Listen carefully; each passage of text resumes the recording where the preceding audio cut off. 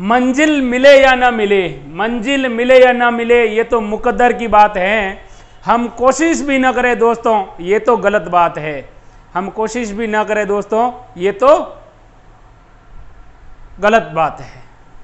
तो दोस्तों आज शुरू करते हैं राजस्थान पुलिस कांस्टेबल का जो महत्वपूर्ण राजस्थान जीके के प्रश्न हैं जो पूर्व परीक्षाओं में आ चुके हैं, उनके ऊपर अपन आज क्या करेंगे, चर्चा करेंगे। और पहला सवाल आपकी स्क्रीन पर देखिए क्या लिखा हुआ है। भील समुदाय द्वारा निम्नलिखित में से कौन सा लोक नृत्य किया जाता है। 4 लोक नृत्य हैं आपके सामने और उसमें पूछा है भील समुदाय द्वारा कौन सा नृत्य किया जाता है। 4 ऑप्शन है आपके सामने, आग नृत्य, 13 ताली नृत्य, गैर नृत्य और चरी नृत्य। दोस्तों 4 ऑप्शन है और चारों ऑप्शनों को अपन पढ़ लेते हैं और उसके बाद जो सही होगा, जो भील नृत्य, भीलों का जो नृत्य होगा उसके बारे में अपन बात कर लेंगे।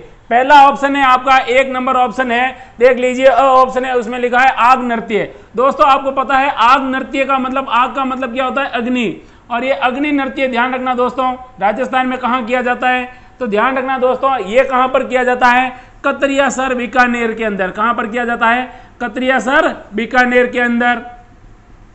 किस संप्रदाय द्वारा, तो आप लोगों को पता है जशनाती संप्रदाय द्वारा।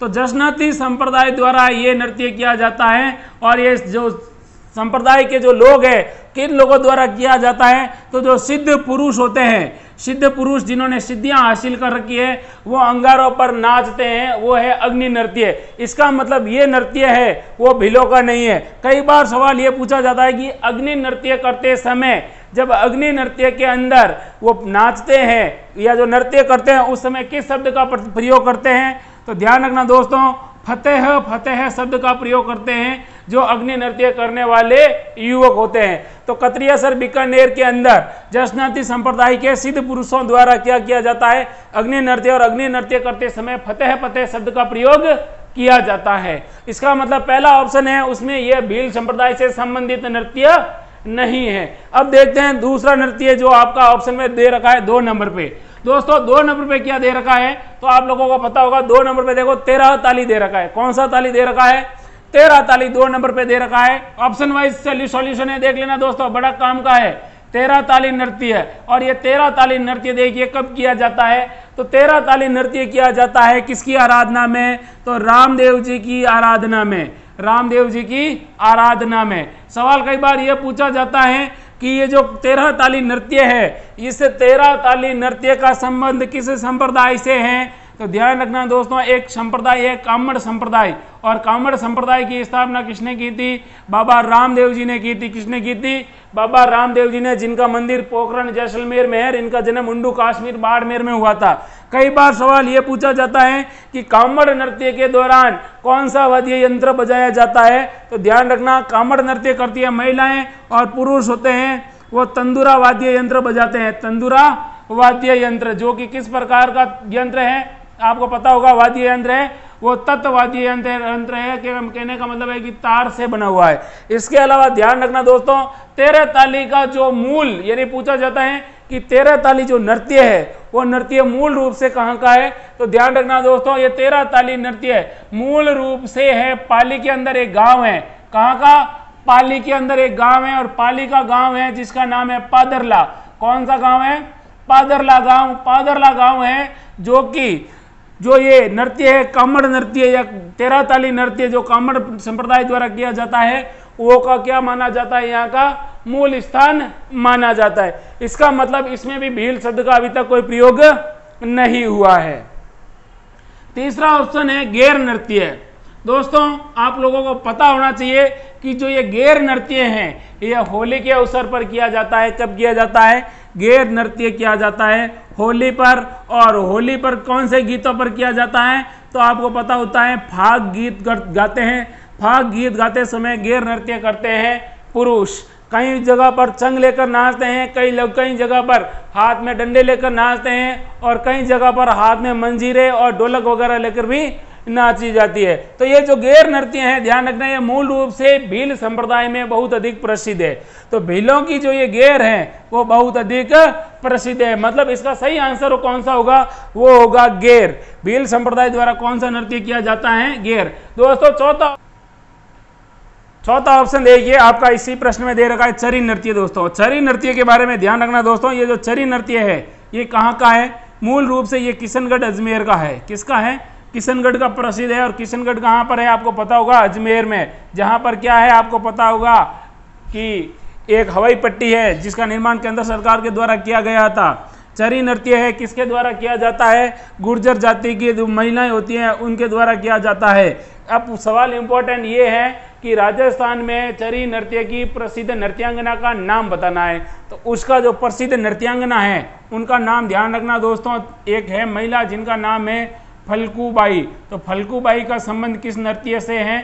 फल्गुबाई का संबंध है चरी नृत्य से है। किस नृत्य से है? चरी नृत्य से। ये चारों सवाल पूछे गए हैं। चरी नृत्य कहाँ का प्रसिद्ध है? किशनगढ़ का। कौन सी महिलाएं करती है? गुर्जर। प्रसिद्ध नृत्यांगना कौन है? फल्गुबाई है। ठीक है दोस्तों, नेक्स्ट क्वेश्चन है आपकी स्क्रीन पर देखिए कौन सा क्वेश्चन है। जैसलमेर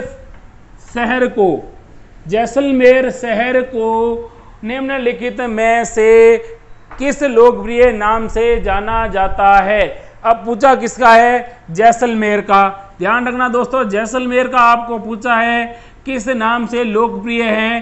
चार ऑप्शन है, सुनहरा शहर, गुलाबी शहर, फिर है आपका नीला शहर, फिर है श्वेत शहर।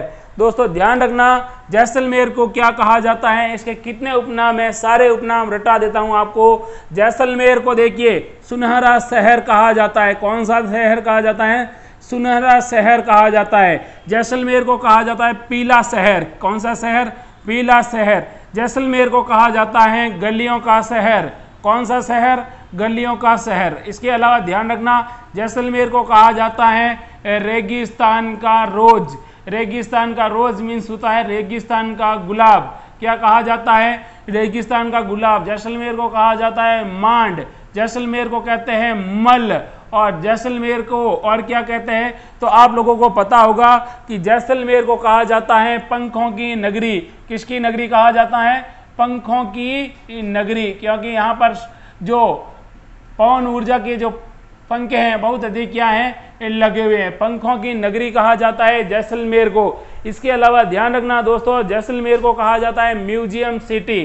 क्या कहा जाता है? म्यूजियम सिटी भी कहा जाता है। तो म्यूजियम सिटी कहा जाता है जैसलमेर को। इसके अलावा जैसलमेर को क्या कहा जाता है? आप लोगों को पता होना चाहिए, जैसलमेर का प्राचीन नाम दुंगल भी था। क्या नाम था? दुंगल भी था। इसके अलावा कुछ और जैसलमेर के नाम मिल जाते हैं, आपको ध्यान रखना। जैसे इसको कहा जाता है झरोखों की नगरी। किसकी नगरी दोस्तों? झरोखों की नगरी। ध्यान रखना, झरोखों की नगरी कहा जाता है। इसके अलावा ध्यान रखना दोस्तों, जो ये जैसलमेर है, इस जैसलमेर को राजस्थान का अंडमान कहा जाता है। राजस्थान का क्या कहा जाता है? अंडमान कहा जाता है। तो ये जैसलमेर है, इस जैसलमेर के इतने उपनाम हैं। ध्यान रखना दोस्तों, ये जो जैसलमेर है, बहुत बार इस जैसलमेर के बारे में पूछा जाता है कि इसको क्या कहा जाता है? पीला नगर भी कहा जाता है। पीला नगर। पीला नगर कहने के पीछे पर्वत मतलब ये है कि यहाँ पर कैसा पत्थर है? पीला पत्थर है। तो ध्यान रखना दोस्तों, जैसलमेर के उपनाम पूछ ले कभी भी, जो इतने सारे जैसलमेर के उपनाम है, इसको कहा जाता है पीला शहर। मतलब यहाँ पर पत्थर हैं वो कैसे मिलते हैं? पीले पत्थर हैं जो रेगिस्तानी मिट्टी के हैं, पीले पत्थर हैं। राजस्थान का इसे कहा जाता है अंडमान, गलियों का शहर। इसको पीला नगरी, पीले पत्थरों के कारण रेगिस्तान का गुलाब, मांड कहा जाता है, मल कहा जाता है, पंखों की नगरी कहा जाता है, म्यूजियम सिटी कहा जाता है, दुंगल कहा जाता है, झरोखों की नगरी कहा जाता है, सुनहरा शहर कहा जाता है। इसके अलावा ध्यान रखना, इस सुनहरा शहर का मतलब होता है गोल्डन सिटी। ध्यान रखना दोस्तों, कोई भी अगर एग्जाम में उपनाम पूछता है सुनहरा शहर किसे कहते हैं, तो इसका हमेशा एक इंग्लिश वर्ड भी याद रखो। कई बार सुनहरा नहीं लिख के क्या दे देते हैं? Golden city. किस शहर को कहा जाता है? तो जैसलमेर को गोल्डन सिटी शहर के नाम से भी जाना जाता है। तो ये थे दोस्तों इतने सारे जैसलमेर के उपनाम। ध्यान रखना दोस्तों, ये सवाल है लगभग हर एग्जाम में पूछे गए हैं। अब बढ़ते हैं नेक्स्ट क्वेश्चन आपकी स्क्रीन पर। राजस्थान का कौन सा जिला हाड़ौती के पठार में सम्मिलित नहीं है?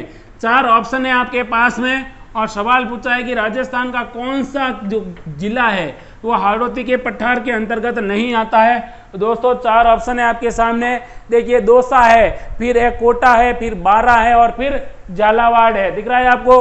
अब देखिए दोस्तों सवाल क्या पूछा है, हाड़ौती, हाड़ौती का पठार, मैं यहाँ पर लिखता हूँ हाड़ौती, हाड़ौती का पठार या हाड़ौती प्रदेश एक ही मतलब है। इसका मतलब ये हुआ है कि एक जिला है जो इस क्षेत्र में नहीं आता है, हाड़ौती क्षेत्र में। तो ध्यान रखना दोस्तों, हाड़ौती क्षेत्र में आने वाले जिलों के नाम बता देता हूँ। कोटा आता है, बारा आता है, ध्यान रखना दोस्तों, झालावाड़ आता है, और एक आपको पता है कि हम राजस्थान का जिला जिसको बूंदी कहते हैं, तो कोटा, बूंदी, बारा, यानी कोटा, बारा, बूंदी और झालावाड़ राजस्थान के किस प्रदेश में आते हैं, हाड़ौती प्रदेश में आते हैं। किस प्रदेश में आते हैं, हाड़ौती प्रदेश में आते हैं। कई बार सवाल पूछा जाता है कि हाड़ौती प्रदेश में कौन सी मिट्टी पाई जाती है, काली मिट्टी पाई जाती है। कौन सी मिट्टी पाई जाती है, काली मिट्टी पाई जाती है। कई बार सवाल ध्यान रखना पूछा जाता है कि राजस्थान में सर्वाधिक काली मिट्टी किस क्षेत्र में पाई जाती है, हाड़ौती प्रदेश में पाई जाती है। कई बार सवाल यह पूछा जाता है राजस्थान में सर्वाधिक वर्षा राजस्थान के किस भाग में होती है, तो राजस्थान में सर्वाधिक वर्षा कहाँ पर होती है, हाड़ौती प्रदेश में होती है। ध्यान रखना दोस्तों, सर्वाधिक वर्षा हाड़ौती प्रदेश में होती है। और सर्वाधिक अगर वन पूछ ले अगर क्षेत्र विशेष के आधार पर, तो हाड़ौती क्षेत्र में सर्वाधिक वन पाए जाते हैं। इसके अलावा हाड़ौती क्षेत्र में ध्यान रखना दोस्तों, सर्वाधिक कौन सी फसल का उत्पादन होता है, तो यहाँ पर एक फसल है जिसको आप कहते हो सोयाबीन।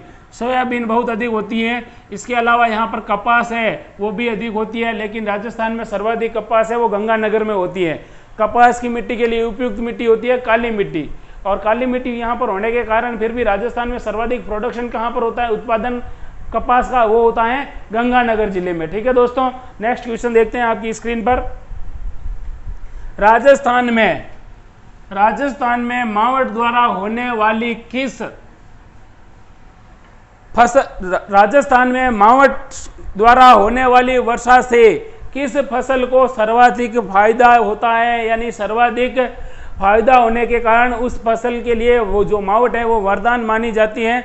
4 ऑप्शन है आपके सामने, गेहूं है, मक्का है, चावल है और बाजरा है। दोस्तों ध्यान रखना, सवाल पूछा किसका है, मावठ का, और मावठ में भी कौन सी फसल का पूछा है, तो ध्यान रखना दोस्तों, मावठ क्या है, तो हमारे यहाँ पर राजस्थान के अंदर शीत ऋतु में, शीत का मीन्स होता है सर्दियों में, शीत ऋतु में जब अरब सागर में पश्चिम के अंदर से जो विक्षोभ आते हैं, पश्चिमी विक्षोभ, उन पश्चिमी विक्षोभ या तूफानों के कारण हमारे यहाँ पूर्व पश्चिमी राजस्थान में बारिश होती है। और उस बारिश के दौरान अब आपको पता है शीत ऋतु में हम कौन सी फसल बोते हैं, रबी की, और रबी की फसलों को बहुत अधिक फायदा होता है। और रबी की फसल में गेहूं भी शामिल है। क्या शामिल है, गेहूं। तो सर्वाधिक फायदा किस फसल को हो रहा है, यहाँ पे गेहूं को हो रहा है। शीत ऋतु में होने वाली बारिश को और क्या कहा जाता है, इसे कहा जाता है रबी की फसल के लिए गोल्डन ड्रॉप्स। क्या कहा जाता है इनको, शीत ऋतु में होने वाली बारिश को गोल्डन ड्रॉप्स भी कहा जाता है, क्योंकि ये इस फसल से, इस गोल्डन ड्रॉप्स का मतलब होता है सोने की बूंदें। जब बारिश होती है उस समय गेहूं की फसल को बहुत अधिक क्या मिलता है, लाभ मिलता है। तो दोस्तों ये था आपका। अगला क्वेश्चन देखते हैं अब। नेक्स्ट सवाल है साइबेरियन सारस। साइबेरियन सारस किस ऋतु में घना राष्ट्रीय उद्यान, घना पक्षी राष्ट्रीय उद्यान में आते हैं। 4 ऑप्शन है आपके सामने, ग्रीष्म ऋतु, शीत ऋतु, वर्षा ऋतु या सभी ऋतुओं में। दोस्तों पूछा किसका है, साइबेरियन सारस का पूछा है, और पूछा किसका है, घना पक्षी विहार। ध्यान रखना दोस्तों, ये घना पक्षी अभ्यारण्य है, ये राष्ट्रीय उद्यान है। इसके बारे में बात कर लेते हैं कि ये कहाँ पर है और क्या है। ये घना पक्षी राष्ट्रीय उद्यान राजस्थान के अंदर भरतपुर जिले में है। कहाँ पर है ये दोस्तों, भरतपुर जिले में। इसे घना पक्षी राष्ट्रीय उद्यान को केवलादेव घना पक्षी अभ्यारण्य भी कहा जाता है, क्योंकि यहाँ पर एक महादेव जी का मंदिर है जो किसका है, केवलादेव महादेव जी का मंदिर होने के कारण इसे केवलादेव घना पक्षी राष्ट्रीय उद्यान भी कहा जाता है। यहाँ पर लगभग 240 से ज़्यादा पक्षियों की क्या पाई जाती है, प्रजाति पाई जाती है। पक्षियों की क्या पाई जाती है? प्रजाति पाई जाती है। सवाल पूछा जाता है कि घना पक्षी राष्ट्रीय उद्यान के अंदर जब पानी की कमी आती है तब कौन से बांध के द्वारा पानी की आपूर्ति होती है यहाँ पर? तो ध्यान रखना, भरतपुर के महाराजा सूरजमल ने यहाँ पर बांध बनाया था, अजान बांध। अजान बांध से यहाँ पर क्या होता है? जल की आपूर्ति होती है गर्मियों के दौरान। लेकिन सवाल अपना था कि यहाँ पर साइबेरियन सारस कब आते हैं? तो साइबेरियन सारस ध्यान रखना दोस्तों, शीत ऋतु में आते हैं, जो साइबेरिया से आते हैं और शीत ऋतु में यहाँ पर ठहरते हैं। जैसे ही मौसम परिवर्तन होता है ये वापस यहाँ से चले जाते हैं। तो राजस्थान का राष्ट्रीय पक्षी राष्ट्रीय जो उद्यान है, पक्षी राष्ट्रीय उद्यान केवलादेव भरतपुर में है। ध्यान रखना, इसे शीत ऋतु में यहाँ पर प्रवासी पक्षी आते हैं और यहाँ पर जल की आपूर्ति अजान बांध के द्वारा होती है। कभी भी एग्जाम में अगर आपको ये पूछ ले कि इसकी स्थापना कब हुई थी, तो ध्यान रखना दोस्तों, इसकी स्थापना 1955 में हुई थी। इसको पहले एक खेल अभ्यारण्य के तौर पर तैयार किया गया था, बाद में इसको क्या दे दिया? पक्षी अभ्यारण्य का नाम दे दिया था। नेक्स्ट क्वेश्चन देते हैं, देखते हैं आपकी स्क्रीन पर कौन सा है। विश्व प्रसिद्ध ताजमहल के निर्माण में प्रयुक्त संगमरमर का खनन राजस्थान के किस जिले में किया जाता है?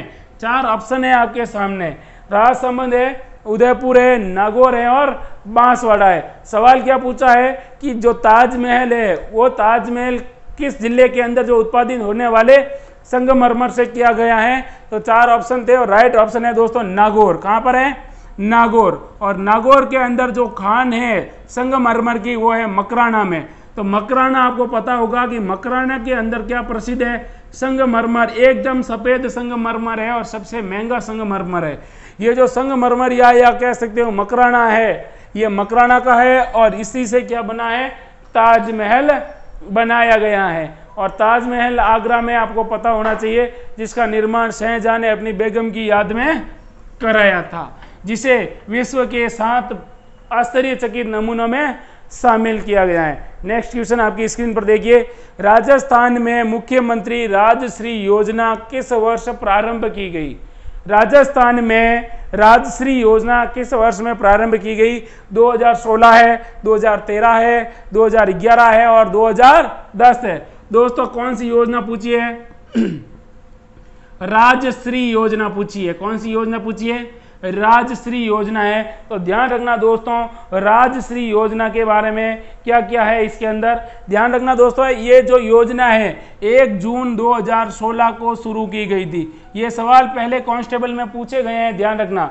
1 जून 2016 को क्या किया गया था? राजश्री योजना को चालू किया गया था। है क्या ये? तो ध्यान रखना दोस्तों, ये क्या होता है कि जो बेटियां हैं उन बेटियों को प्रोत्साहन देने के लिए योजना शुरू की गई है। यानी जब बेटी जन्म होगी, जन्म से लेकर बेटी 12वीं क्लास तक आएगी, तब तक सरकार इसको 6 किस्तों में कितने हजार जमा करवाएगी उनके खाते में? तो ध्यान रखना 50,000 रुपये। कितने हजार रुपये? 50,000 रुपये। ध्यान रखना दोस्तों, 6 किस्तों में जमा होते हैं और इन 6 किस्तों में बेटी का जो खाता होता है उस खाते के अंदर ऑटोमेटिक चले जाते हैं। गवर्नमेंट जैसे इसकी उम्र होती है उस उम्र के अकॉर्डिंग चले जाते हैं खाते के अंदर। तो राजश्री योजना 1 जून 2016, इसमें 6 किस्तों में जो बेटियां होती हैं उन बेटियों के खाते में 50,000 क्या होते हैं? जमा कराए जाते हैं। इसका शुरू करने पहले एक बार सवाल पूछा गया था कि राजश्री योजना को शुरू करने का क्या उद्देश्य है? तो ध्यान रखना दोस्तों, राजश्री योजना को शुरू करने का उद्देश्य था बेटियों के जन्म को प्रोत्साहित करना। बेटियों के जन्म को प्रोत्साहित करना और बेटियों को बहुत अधिक क्या करना? प्रोत्साहित करना। तो ध्यान रखना, राष्ट्रीय योजना जिसके अंतर्गत 1 जून 2016 को इसकी शुरुआत की गई थी। बेटी के जन्म पर 50,000 रुपये कितनी किस्तों में दिए जाते हैं? 6 किस्तों में दिए जाते हैं। नेक्स्ट क्वेश्चन आपकी स्क्रीन पर देखिए, निम्नलिखित में से कौन सा किला या गढ़ बीटली के नाम से जाना जाता है? अब पूछा है राजस्थान का ऐसा कौन सा किला है जो बीटली के नाम से जाना जाता है? 4 ऑप्शन है, लोहागढ़ भरतपुर, तारागढ़ बूंदी, तारागढ़ अजमेर और मेहरानगढ़ जोधपुर। तो ध्यान रखना दोस्तों, गढ़ बीटली के बारे में गढ़ बीटली, और गढ़ बीटली किसको कहा जाता है? तारागढ़ दुर्ग है अजमेर के अंदर। इस तारागढ़ दुर्ग अजमेर को क्या कहा जाता है? गढ़ बीटली कहा जाता है। अब गढ़ बीटली इसलिए क्योंकि ये बीटली की पहाड़ी पर स्थित है। तारागढ़ दुर्ग है, इसका निर्माण किसने करवाया था? तो देखना दोस्तों, इसका निर्माण किसने कराया था? अजय पाल ने करवाया था 11वीं सदी में। किसने करवाया था? अजय पाल चौहान ने 11वीं सदी में इसका निर्माण करवाया था। जो ये तारागढ़ दुर्ग है, इसका नाम तारागढ़ क्यों पड़ा? तो क्योंकि इसका पुनर्निर्माण करवाया था अजमेर का राजकुमार महाराणा सांगा का भाई, जिसका आप अच्छी तरह से वाकिफ होंगे, जिसको उड़ना राजकुमार कहते हैं, पृथ्वीराज सिसोदिया ने। पुनर्निर्माण किसने करवाया था? पृथ्वीराज सिसोदिया ने करवाया। और उसके बाद अपनी प्रिय पत्नी तारा के नाम पर इस दुर्ग का नाम क्या रख दिया था? तारागढ़ रख दिया था। तो कई बार सवाल पूछा जाता है कि तारागढ़ दुर्ग, गढ़बीटली दुर्ग का नाम तारागढ़ किसने रखा? तो पृथ्वीराज सिसोदिया ने अपनी पत्नी तारा के नाम पर इस दुर्ग का नाम तारागढ़ रखा, क्योंकि इसने उसका पुनर्निर्माण भी करवाया था। अब ध्यान रखना दोस्तों, तारागढ़ दुर्ग के उपनाम पूछे जाते हैं। इसे कहा जाता है राजस्थान का जिब्राल्टर। क्या कहा जाता है? जिब्राल्टर कहा जाता है। ये किसने कहा था दोस्तों? तो विलियम बेंटिक ने कहा था, राजस्थान का जिब्राल्टर। इसे कहा जाता है राजपूताने की कुंजी।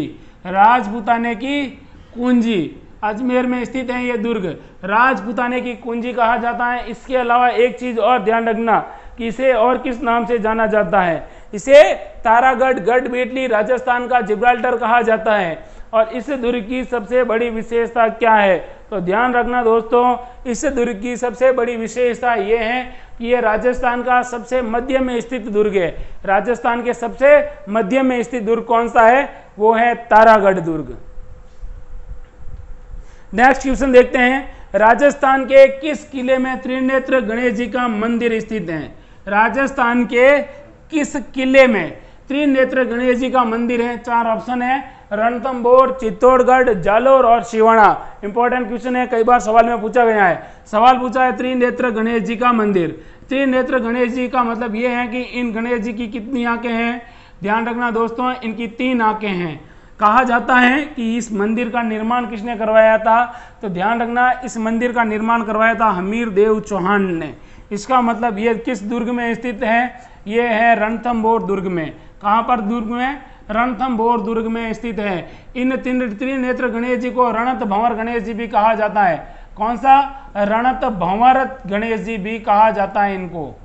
कई बार सवाल पूछा जाता है कि राजस्थान में कौन से लोक देवता हैं या कौन से देवता को विवाह की पहली जो कुमकुम पत्रिका होती है वो इनको भेजी जाती है, यानी जो शादी का कार्ड है सबसे पहले त्रिनेत्र गणेश जी को भेजा जाता है। और ऐसा भी कहा जाता है कि जब किसी व्यक्ति की कोई बात या कोई इच्छा पूरी नहीं होती है, तब ये जो व्यक्ति होते हैं त्रिनेत्र गणेश जी के मंदिर में जाते हैं और एक लेटर लिखकर यहाँ पर क्या करते हैं? जमा करा देते हैं। और त्रिनेत्र गणेश जी के मंदिर में जो पुजारी होता है वो लेटर पढ़कर गणेश जी को सुनाता है और गणेश जी की कृपा दृष्टि उस पर बनती है, तो गणेश जी उसका बेड़ा पार लगा देते हैं। तो ये था त्रिनेत्र गणेश जी का मंदिर। ध्यान रखना, त्रिनेत्र गणेश जी का मंदिर ये विशेष इसलिए है क्योंकि पूरे विश्व में ये गणेश जी का ऐसा मंदिर है जहाँ पर गणेश जी अपनी 2 पत्नियां जिनका नाम रिद्धि और सिद्धि है और 2 पुत्र जिनका नाम शुभ और लाभ है और एक खुद, इन 5 की मूर्तियां एक साथ हैं। ये विश्व का एकमात्र दुर्लभतम क्या है? मंदिर है। तो ध्यान रखना दोस्तों, ये सवाल भी एग्जाम में पूछे जा सकते हैं। नेक्स्ट क्वेश्चन है, मंदिरों और स्थानों जिलों को निम्नलिखित जोड़ों में से कौन सा सही ढंग से मेल नहीं खाता है? 4 ऑप्शन है। अब एक है वो ऑप्शन मेल नहीं खा रहा है, उसको पहचानना है। तुलजा भवानी मंदिर चित्तौड़गढ़। दोस्तों तुलजा भवानी का मंदिर चित्तौड़गढ़ में स्थित है, सही है। तनोट माता का मंदिर जिसको सैनिकों की कुल देवी कहा जाता है, रुमाल वाली देवी भी कहा जाता है, इसके अलावा BSF की देवी भी कहा जाता है और इनका मंदिर जैसलमेर में है, बिल्कुल है। उषा मंदिर पूछा है। उषा मंदिर दोस्तों बयाना के अंदर है, बिल्कुल उषा मंदिर है, बयाना में है। लेकिन ये जो जगत शिरोमणि मंदिर है, ये जगत शिरोमणि मंदिर टोंक में नहीं है दोस्तों। ये कहाँ पर है? जगत शिरोमणि मंदिर आमेर के अंदर है। कहाँ पर है? आमेर के अंदर है। इसका निर्माण किसने करवाया था? तो महाराजा मान सिंह की पत्नी थी कनकावती ने अपने पुत्र की याद में करवाया था। और जगत शिरोमणि मंदिर के अंदर वही मूर्ति रखी गई है जिसकी पूजा किसी जमाने में मीराबाई खुद करती थी। नेक्स्ट क्वेश्चन देखते हैं, विभिन्न कला स्वरूपों और स्थानों के निम्नलिखित जोड़े में से कौन सा जोड़ा सही ढंग से मेल नहीं खाता है। ध्यान रखना दोस्तों, ऑप्शन दिया है कि आपको पहचानना है कि गलत कौन सा है, तो ध्यान रखना सही है उसमें से उसको पहचानना है। सवाल पूछा है थेवा कला जोधपुर, दोस्तों थेवा कला है वो जोधपुर। फिर लिखा है आपका उस्ता कला उदयपुर। फिर आपका देखिए लिखा है कुंदन कला जयपुर, कुंदन कला जयपुर। और उसके बाद लिखा है आपके जस्ते से निर्मित बादला, और बादला के सामने आपका जिला लिखा है हनुमानगढ़। तो ध्यान रखना दोस्तों, यहाँ पर सही कौन सा है वो पहचानना है। देखिए थेवा कला है वो कहाँ की प्रसिद्ध है, थेवा कला है प्रतापगढ़ की, जबकि ऑप्शन में क्या दे रखा है जोधपुर, इसका मतलब ये क्या है गलत है। फिर आपका दे रखा है उस्ता कला, उस्ता कला के सामने लिखा है उदयपुर, जबकि उस्ता कला कहाँ की है दोस्तों बीकानेर, कहाँ की है उस्ता कला बीकानेर की। फिर लिखा है दोस्तों कुंदन कला, तो कुंदन कला दोस्तों सही बात है जयपुर की है। कुंदन का क्या होता है कि जो ये आभूषण होते हैं उन आभूषणों के ऊपर जो नगीने या जो हीरे फिट करते हैं उनको एकदम रंग रंगीला मतलब रंग बिरंगा बनाते हैं, जो नगीने होते हैं आभूषण की शोभा बढ़ाते हैं, उसको कुंदन कला कहते हैं और वो जयपुर की ही प्रसिद्ध है। फिर है आपका बादला, और बादला दोस्तों जोधपुर का प्रसिद्ध है। जस्ते की बोतलें होती हैं और जस्ते की जो बोतलें होती हैं उनको क्या कहा जाता है बादला कहा जाता है। बादले कहाँ के प्रसिद्ध हैं जोधपुर के प्रसिद्ध है। फिर है नेक्स्ट क्वेश्चन, निम्नलिखित में से किस लोकवाद्य यंत्र में, निम्नलिखित में से किस लोकवाद्य यंत्र में बांस का लंबा तना होता है जिसमें बकरी के चमड़े की जो परत होती है उससे ढका होता है और आधे नारियल के खोल से जुड़ा होता है। सवाल क्या पूछा है कि एक लंबा होता है, क्या आपको पता है बांस। उसके बाद क्या पूछा है कि बकरे की खाल से मंडा हुआ क्या होता है, एक नारियल होता है, एक नारियल होता है। और इसके ऊपर क्या बंधे होते हैं तार बंधे होते हैं। तो दोस्तों ये एक छड़ी के माध्यम से इस तरह से बजाया जाता है, इस तरह से पकड़ के, उसका नाम है रावण हत्ता। क्या नाम है, चार ऑप्शन है आपके सामने, रावण हत्ता, धाप, अलगोजा और भपंग। तो ध्यान रखना दोस्तों रावण हत्ता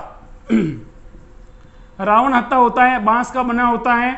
इसके अंदर जो एक कटा हुआ नारियल प्रयोग में लेते हैं और कटा हुए नारियल के ऊपर चमड़ा मंड दिया जाता है। इसके अलावा ध्यान रखना कि इसके ऊपर तार लगे हुए होते हैं, तत्वाद्य यंत्र है। और रावण हत्ता सवाल पूछा जाता है कि राजस्थान में किस लोक देवता की फड़ का वाचन करते समय रावण हत्ता बजाया जाता है, तो पाबू जी की।